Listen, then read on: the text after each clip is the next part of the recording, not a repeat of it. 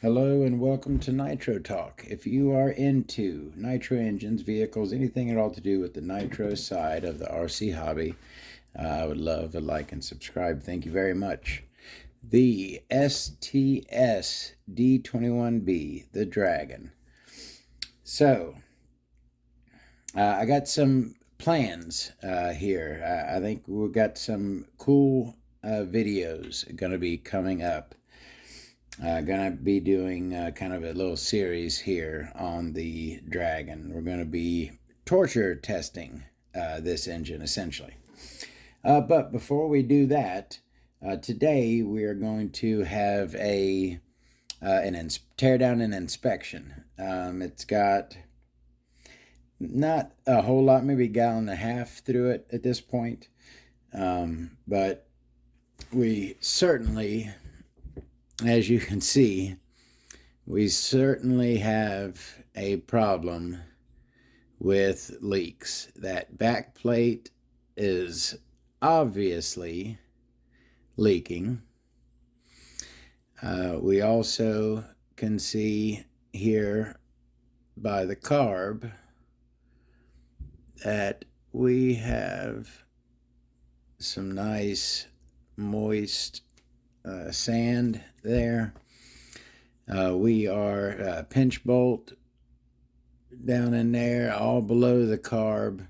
That's obviously we're looking at the dirt patterns that are on here, and that's a good indication of a leak.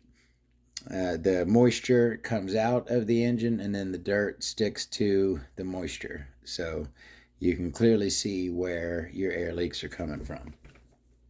I just pulled this out of the Hyper 7 buggy. I threw a cap set on it. Gonna do this the right way. I know when we tore down the Hyper 3-port, we kind of did it wonky, but no, we're gonna do this right. As soon as I took the exhaust off, I put the cap on. As soon as I took the air filter off, I put the cap on. So my first step, now that I've noted where we have issues, is to clean this engine up a bit before I disassemble it. So I'm going to go ahead and do that now. I'm going to give her a quick cleanup, and then we will come back for the disassembly. We will see you then. Alrighty, we are back with a nice sparkly clean engine, and we will go ahead and commence to disassembling said engine. So, what are my plans for the STS Dragon? So, in my original video where I disassembled the Dragon, I discussed its fatal flaw, the tendency of the one-piece crank to become a two-piece crank, and that's never good. I've read tons of forums where this has been discussed over the years. Many people have had issues with it. I personally have had none such bad luck with STS engines that I have owned.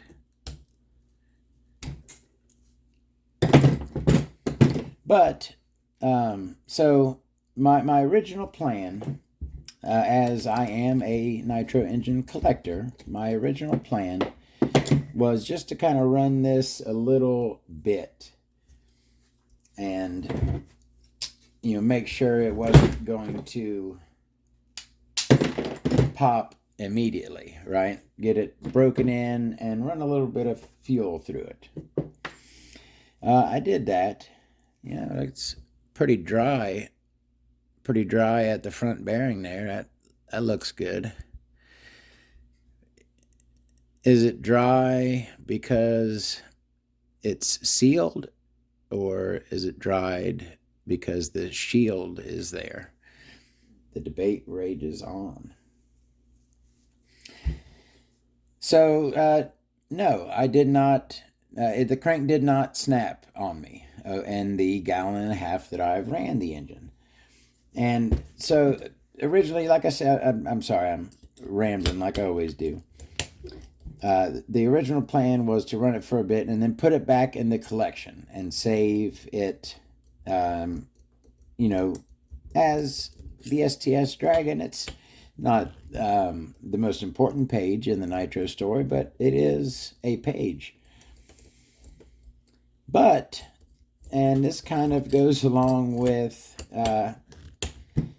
me and how I've been doing and feeling lately. Actually, pretty good. And all right, here's a little throwback for people who have watched the channel for a long time. Do you remember me mentioning my white sneaker collection? I think I showed off a couple pairs in a video, but I don't think that I ever actually made the shoe collection video, right?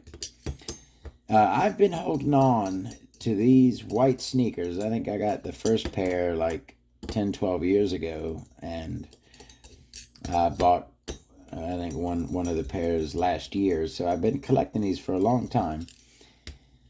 And I've been thinking lately, why am I, with collecting, let's be honest, a big part of collecting is the value of the stuff. And you put a lot of money into a collection and you hope to get some money back out of it someday, right? But these shoes, I never really planned on selling them, right? I collected white sneakers because I really liked wearing white sneakers.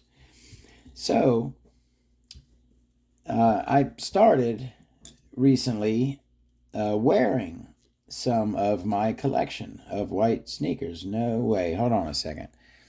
We had a leaking back plate. I just went for this screw. It was not tight. Let me come over here. And okay, that one's tight. Let me check this one. Three of them were tight, but the one was loose. That ain't gonna make the... It was leaking all the way around. It's obviously got a bad O-ring, and we will be replacing the back plate O-ring on this engine. I've started wearing some of my white shoe collection. I want to enjoy it. You know what? Let me, real quick, this video is going to be long enough anyways, but I got it right over here. Let me show you. These are a couple that I have been wearing recently. These Superfly white Adidas. Look at those. Very, very nice. And of course the K-Swiss here. Beautiful shoes. So in that vein, this is what I'm getting at. I don't need to save every single Nitro engine that I have. I want to enjoy my collection. So in that vein, I am going to run this thing, and I am going to run it until it wears out or that crank snaps. And what I've got in mind for it is, like I had mentioned in the first part of the video, we're going to kind of torture test this engine. Let me keep going with taking this apart, and I'll tell you what I mean. So... And also, well, look at that. You can tell what color fuel I'm using there. I am going to go for maximum power in this engine. I am going to open up the carburetor venturi. I am going to up the nitro percentage.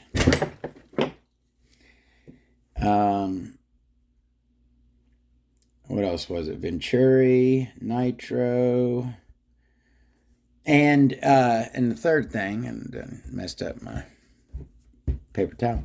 The third thing is tune it to the max for maximum power, right? We now remember our kind of rule of thumb with tuning nitro engines is you really don't want to tune for maximum power. You want to tune it for maximum power and then back it off just a touch. You want like 90-95% of maximum power. That's where your engine is going to be well lubricated and not overstressed. You'll get a lot longer, happier life out of your engine if you tune it to the edge of maximum power, but not all the way there. No, we're going to take this thing all the way there. Higher fuel, higher nitro percentage, larger Venturi on the carb, and tuned for maximum power. And we're going to see, number one, what this thing can do, and number two, if it will last doing it. I think it'd be awesome to find out, and I am looking forward to it. Go ahead and take this carb off of here. We also had some leak in the carb area. Now, I am swapping out this carb. Now, let me see if this is going to do it. Yep. We're going to be putting on this RB carb right here. You know what? Hold on. Let me move my lights to a different spot. They're not hitting what they need to be. Crap. That's the best they're going to be. And then I'm going to block them.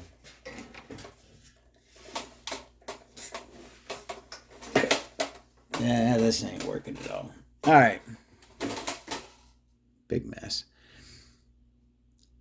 RB, Novarossi, the classic Novarossi carb is what we're going to throw on there. This has this is a 9mm carb. You can go up to a 9mm Venturi in that carb.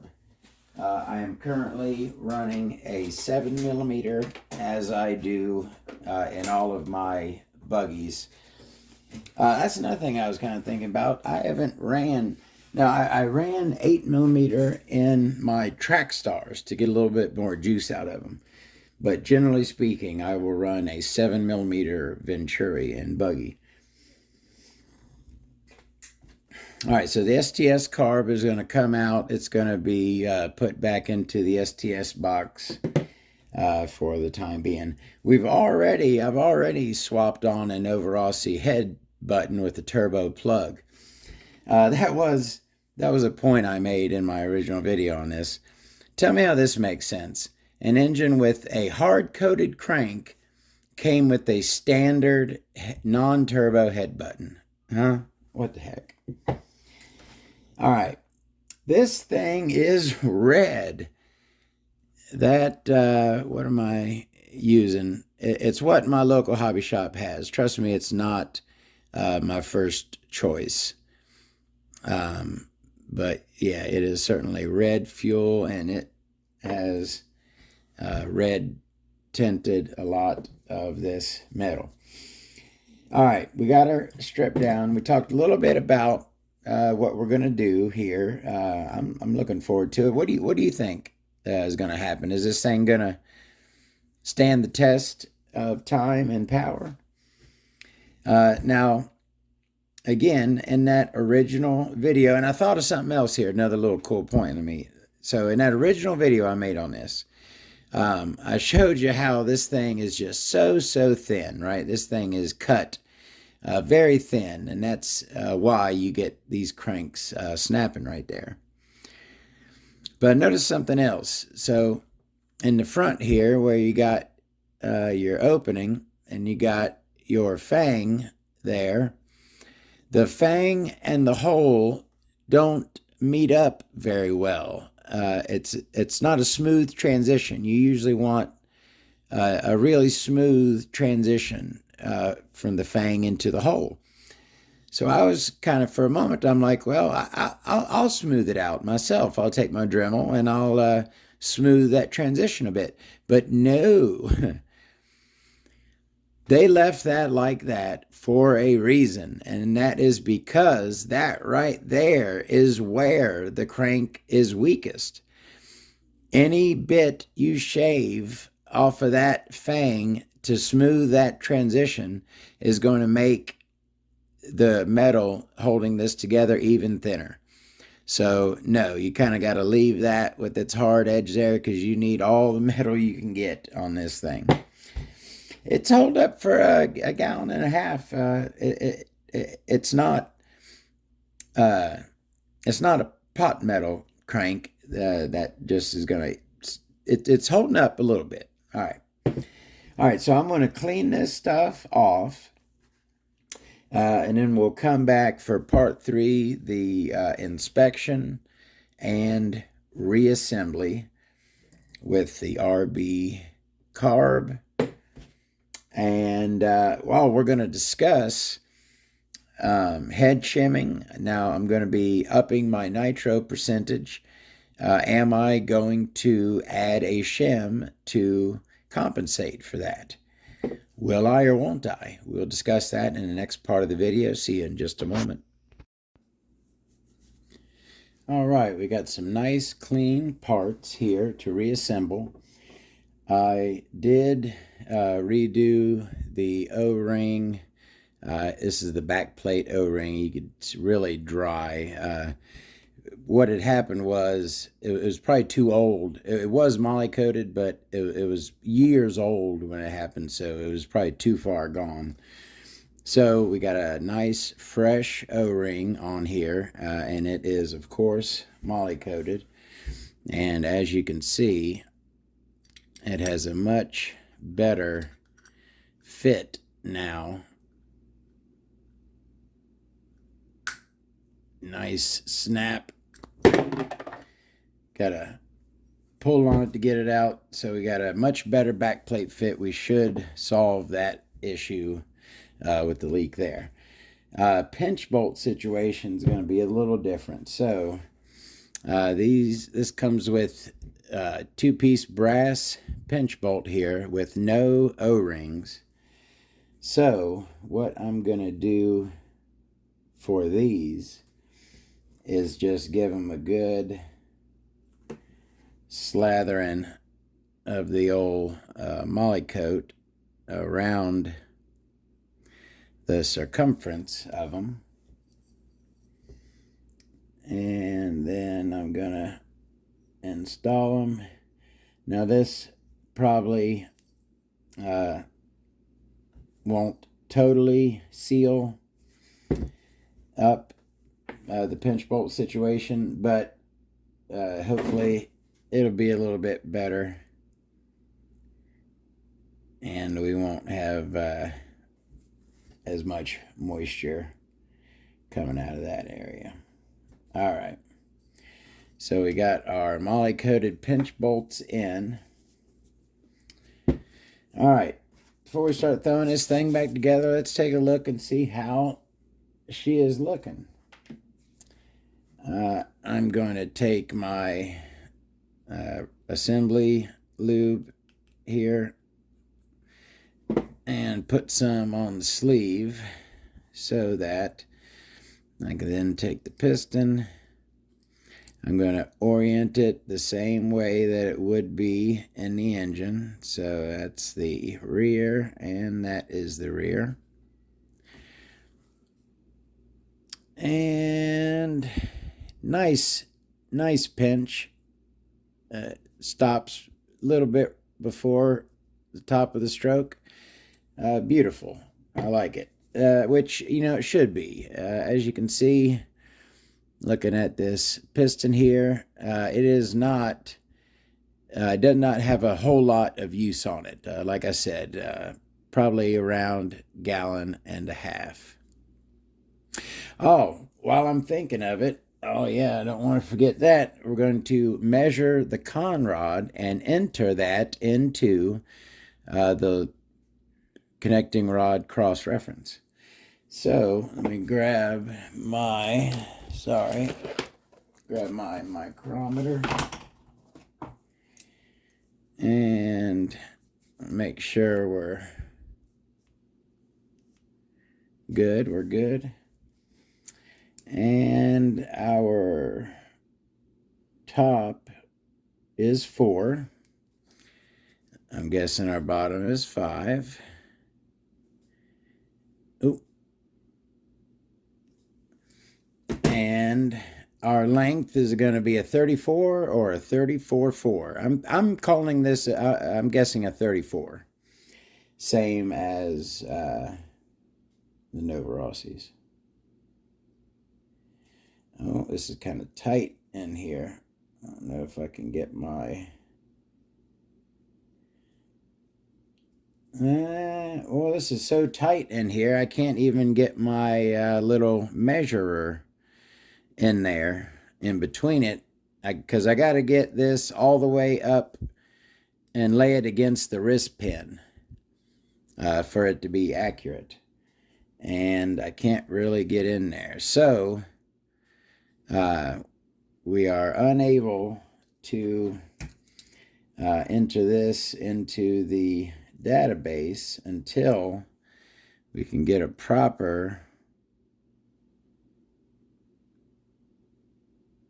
I mean, 34 and 34.4 is 0.4 of a millimeter is not very far. So you cannot accurately measure it on the angle there. You got to measure it straight. And so the only way I'd be able to measure this is to take it apart. I'm not going to do that. So at a later time, I'm certainly going to be in this thing plenty.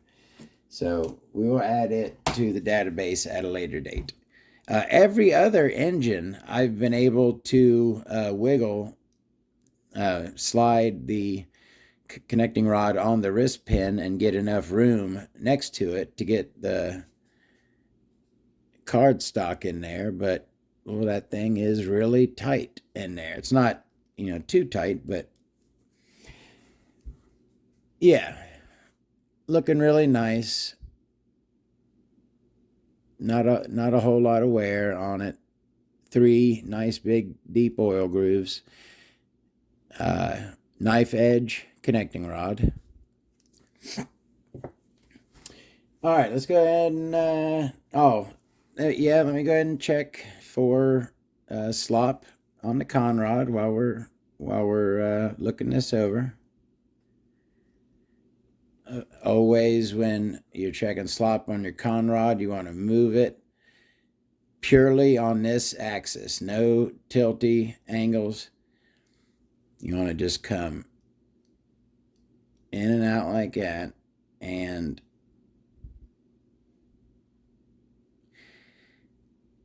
you can feel a smidge of something. It's certainly not loose, but it's not day one fresh either. It's starting to wear a touch, we'll say, but not certainly not sloppy or loose or anything. All right, we got everything.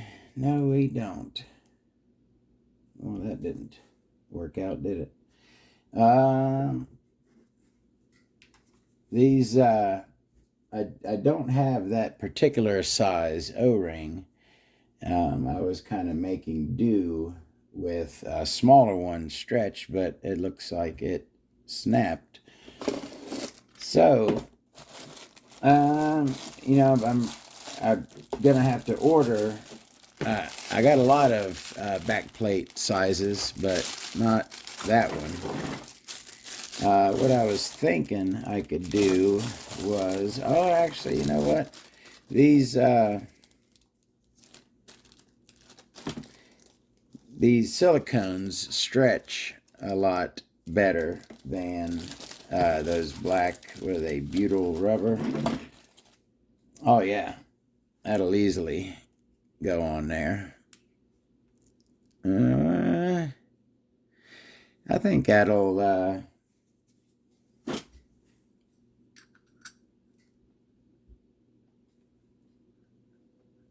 it's verging on too big. But I think with some nice slick moly coat on it, it will slide right into there. So let's take a nice fresh one. Take some moly coat and generously work the moly coat into the O-ring.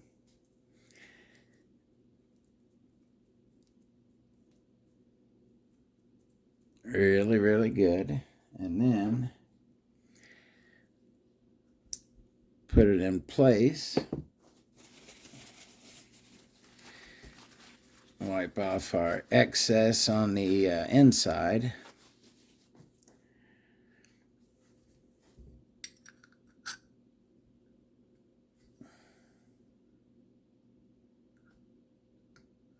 It'll go.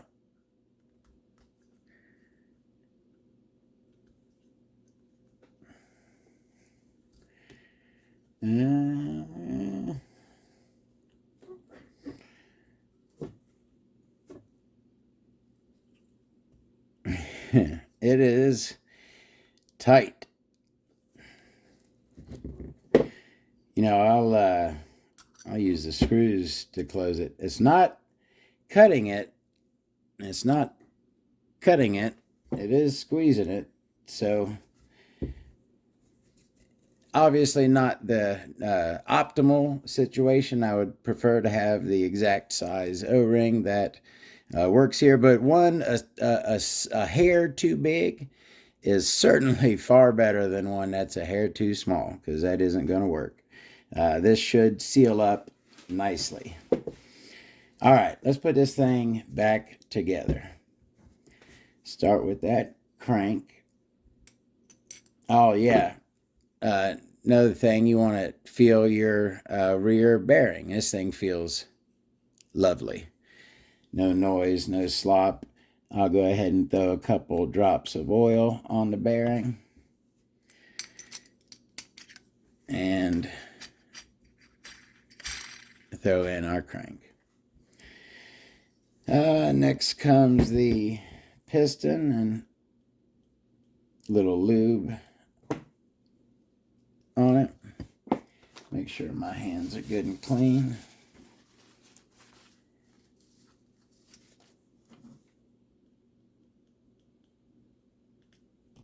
All right, beautiful.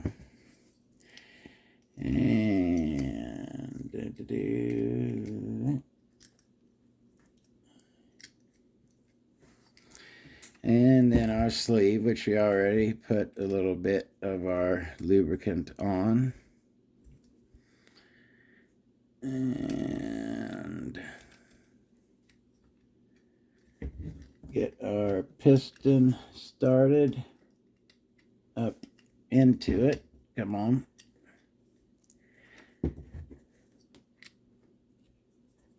Alright. Not wanting to get started.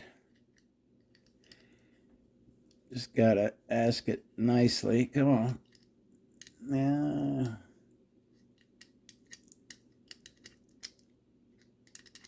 Usually not. That's usually not the step where you get hung up. Usually the piston likes to find its way home pretty easily, but this one is certainly giving me a hassle. There we go. We are in. Beautiful. Make sure to line up our sleeve with the indexing pin right there.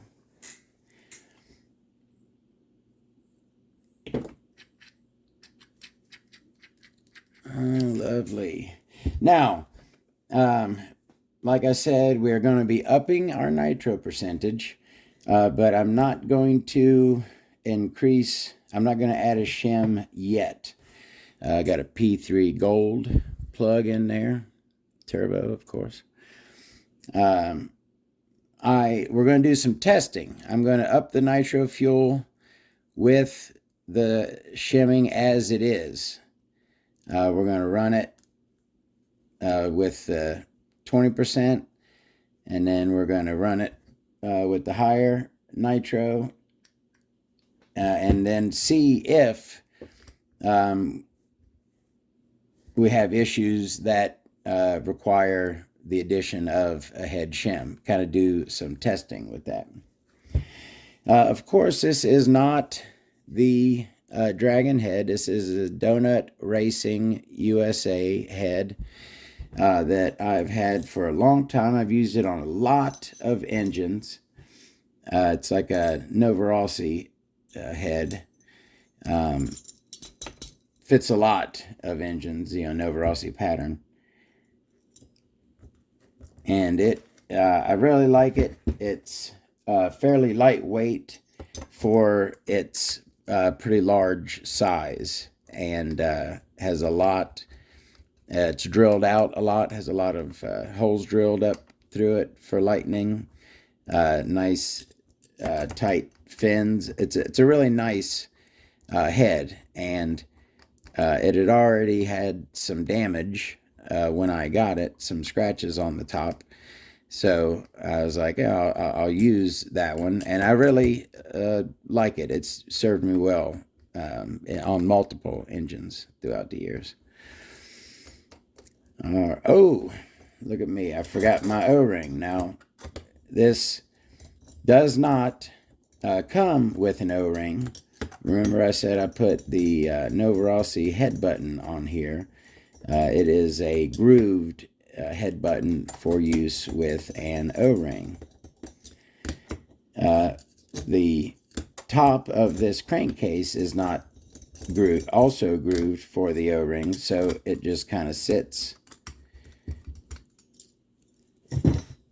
But the head button groove will keep it in place. So I'm going to clean it off. And this is one, you know what? No reason not to moly coat it. Real quick. Just give it a little coating. And that is just going to kind of sit right there. And then our head button will go on, and that sits right there in the groove.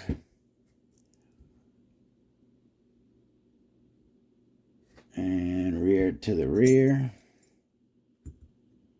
That was something I thought about bringing up. Okay, while I'm putting this back together. What is everyone's opinion on cooling head orientation? Which way should the writing face? Right now, to me, this one is on backwards. The writing should be read from the front of the engine, like holding like this. It should be upright.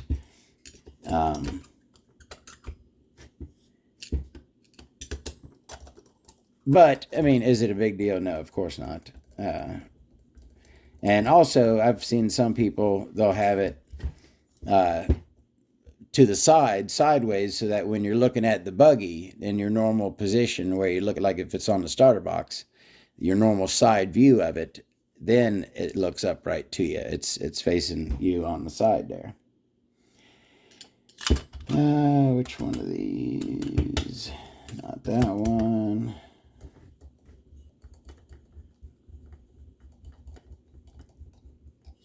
There we go. And then we'll go back and do our crisscross applesauce pattern.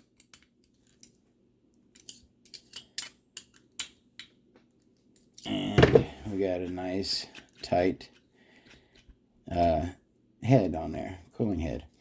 All right, let's go ahead and throw that back plate on. Give it just a bit more another little slathering of the coat on there to ease the insertion, right? Wipe off the excess that's on the inside of the O-ring. Alrighty.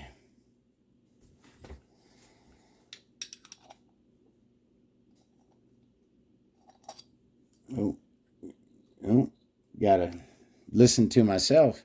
Always put that piston up when you're taking off and putting on your back plate. If it's interference, it's going to interfere. Oh yeah. Oh yeah. That thing is, it didn't cut it. Well, it's even, can I not even, have to pull my, be very gentle because I don't want to scratch this, but that's how tight that back plate is. I can't even give it a clockwise spin. So I don't think we're going to be having any leaks out of the back anymore. That thing is sealed up like, so you got Fort Knox, sealed up like a beaver's, is it, thing, sealed up like a Ziploc, you could say. That works. It is sealed up. Tighten down these screws, and then we're going to throw on that Nova Rossi 9mm carb. It currently has an 8mm Venturi in it. I'm going to take with me to the track the 8.5 Venturi and also the 9. And we are going to make some power with this thing. We're certainly going to make some power. Is it, you know what? In our pinch bolt area, I'm going to go ahead and moly coat this bolt screw going in there, because we need all the sealing that we can get in that area. And we'll not tighten, but screw this in a bit. And then we'll put our carb on. Oh, I'm glad I thought about this.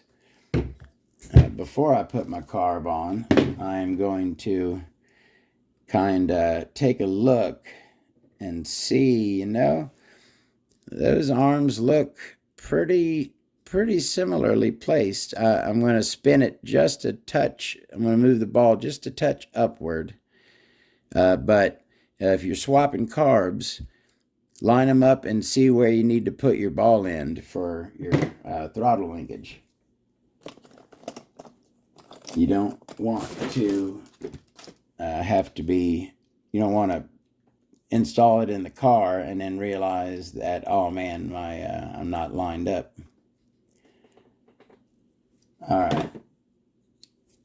Lined up our throttle. Now, this does have an O-ring set down in the throat, okay?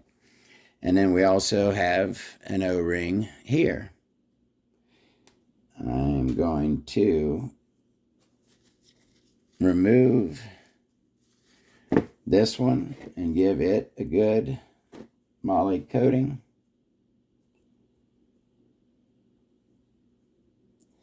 And I'm also going to put a little layer of moly coat on the bottom, the very bottom of this carb.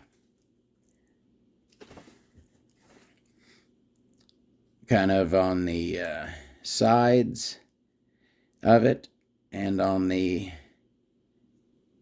very bottom Now I don't want any of this inside the carb, so I'm going to take and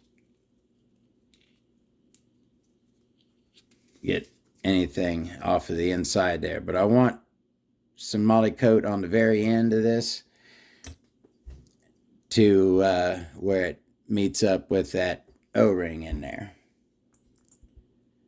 Oh, don't forget your O-ring. Put your O-ring back on. Alrighty. Again, now, this is where I made a mistake last week. I said when I was putting the 3-port back together, right at this stage, I said I'm not going to lock the carb in place until I put it in the car and see where it needs to be. Well, I put it in the car, and it was right where it needed to be. So I didn't think to tighten it, and had some issues, of course, because of that. So I'm going to go ahead and lock this in place pretty straight where it probably will be. And that's pretty easy to adjust when it's in the vehicle. Just loosen up your pinch bolt and tweak it a bit. All right, so that is our STS Dragon ready for a clutch. And that's another thing. I had kind of thrown the clutch together at the track last week, and I threw on this clutch, which is pretty used up, but it was good to go, so I threw it on. But now that I got this one that is barely broken in, Solosi style clutch, with just a little bit of wear on the shoes, just the littlest bit. So that will go. It's a pretty fresh clutch is going to go on there, and we'll be ready. Now, one more thing I got to show you real quick. And now, not only is this going to be used for the STS torture test videos, I'm also going to do some other testing with this. I don't have a whole lot of experience with this. But I'm gonna learn. I'm going to do some experimenting. I'm going to on this engine and on the Hyper 3-port. I'm going to be experimenting with both of them and this quart of Traxxas Top Fuel 33%, $20 a quart. That's $80 a gallon. Traxxas Top Fuel 33%. We are going to light this puppy up. All right. There was one other thing. What was it? I was going to oh yeah. All right. Real quick, if anyone's still here, just wants some chit chat, I'm going to kind of think out loud here for a little bit. I was thinking about this earlier. So the crank snapping on the STS here, right? So that's the issue that this engine is supposed to have. And like I've said many times, I can see where it's thin. It would not surprise me if it snapped. But I was thinking, I wonder if I could, and I'm sure those forums, those old RC tech forums, are probably still right there where they've always been. I wonder if I could go back and do some reading and find out how many of those were in buggy and how many were in truggy. Truggy was a thing back when the STS was around. Of course, it was a thing, but you know what I mean. Truggy wasn't super popular like it is and before, like, oh man, what, 15 years ago now at this point? But this is within the truggy's reign. So I wonder how many of those snap cranks were in a truggy. Because I tell you what, this certainly can power a truggy, no problem. I would put this in a truggy all day. I can't really simulate that, right? I can't. running this in a truggy is going to be a lot more stressful on that crank. Not only is the vehicle heavier, but the wider tires give it much better grip, and better grip is also more strenuous on the crank. So I could see truggy being more of an issue for an engine with a failure-prone crank, right, is what I'm saying. But we're going to run it in buggy, and a Hyper 7 buggy, which certainly it's not heavy as a truggy, but it's heavier than your average 8-scale buggy nowadays, I would say. All right, I think I've had enough, said enough for today. I'm going to get this clutch on here, and then I'm going to put it right back where it came out of the Hyper 7. And here this weekend, hopefully, I will get out to the track, do some testing, do some video recording, see what this thing can do. Powered to the max is what that's going to be the name, the theme. Probably not in the title of the video, but in my head, the title of this little experiment, I don't even what I even just say. I don't even know what I just said. Max power, full power. You get the gist. We're going to extract all the power that the STS Dragon has. All right, y'all. See you next time. It was some running and some more stuff. Have a great